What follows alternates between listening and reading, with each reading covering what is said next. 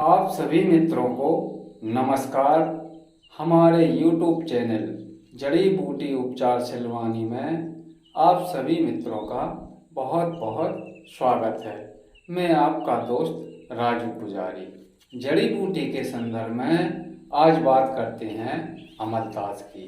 जी हाँ, देखिए, ये अमलतास का वृक्ष है।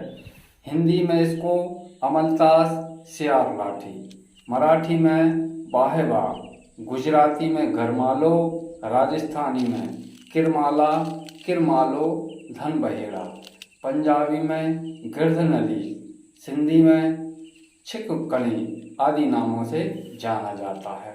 लैटिन में इसका नाम वानस्पतिक नाम केसिया फिस्टुला है।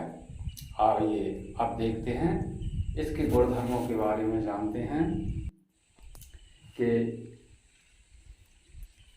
रस मधुर तिक्त है, गुण गुरु मृदु स्निग्ध है, वीर शीत है, विपाक मधुर है, अहितकर, यह अधिक मात्रा में उपयोग करने से आंतों में मरोड़ उत्पन्न करता है।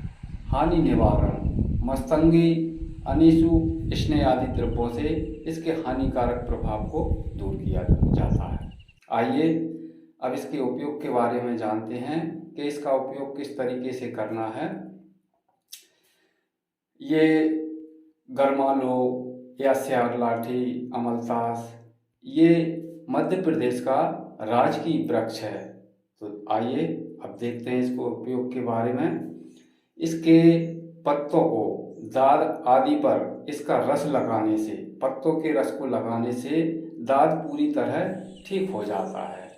इसकी जड़ की छाल का चूर्ण 2 ग्राम शहद के साथ लेने से खांसी या दमा में बहुत अच्छा रिजल्ट मिलता है, खांसी दूर हो जाती है।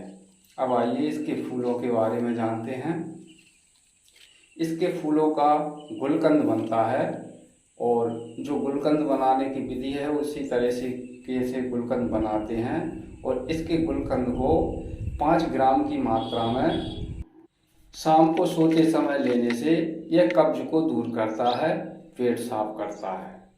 इसकी जो फली होती हैं, इसके काढ़े को लेने से या इसके काढ़े के गरारे करने से जो है गले के टॉन्सिल, गले का दर्द, गले का सूखना या गले का चिपकना, ये सारे रोग दूर होते हैं।